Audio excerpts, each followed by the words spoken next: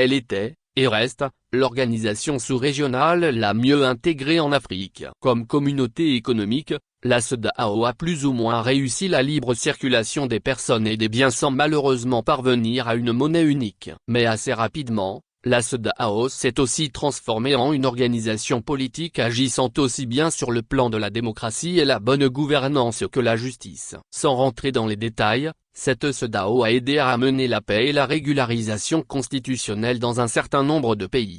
Ce faisant, la principale force de cette CEDEAO politique, qui était le respect de l'ordre constitutionnel, en a été sa plus grande faiblesse. Car au moment où elle condamne et sanctionne les auteurs de coups d'État militaires, elle est restée impuissante face aux modifications constitutionnelles faisant voler les limitations du nombre de mandats. D'où l'impression de deux poids, deux mesures. Les politiciens pouvaient faire des coups d'État constitutionnels sans sanction là où les militaires n'avaient pas le droit. L'avènement de militaires putschistes au Mali, en Guinée, au Burkina Faso ont sonné le premier glas de la CEDEAO. Assimi Goïta a déclenché la première salve, avec son second coup d'État qui n'a plus fait l'objet de sanctions draconiennes. Doumbouya a suivi, avec la même complaisance. Puis Traoré. Le coup d'État au Niger a été comme un très grand signal d'alarme au chef d'État de la CEDEAO. Si on ne fait rien, on va être emporté, se sont-ils dit.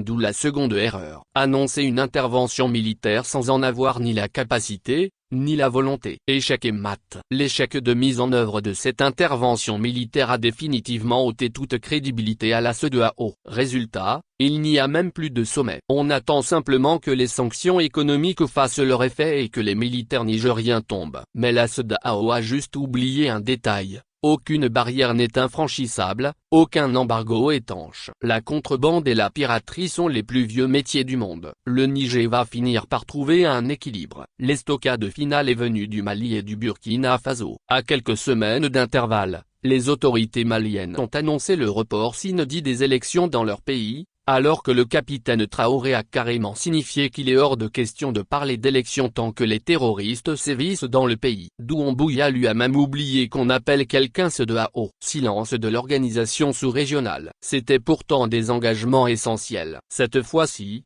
c'est définitif, la CEDEAO politique est bien morte. À mon avis, il faut garder la CEDEAO économique et créer une autre organisation politique sous-régionale, qui criminalise autant les troisièmes mandats que les coups d'État militaires. Cette organisation pourrait être dotée d'une force militaire capable de lutter contre le terrorisme dans un État membre et, aussi, de chasser du pouvoir tout militaire qui le prend par force. Dites-moi ce que vous pensez de cette mort de la CEDEAO. Peut-elle retrouver une certaine crédibilité? Vos avis m'intéressent.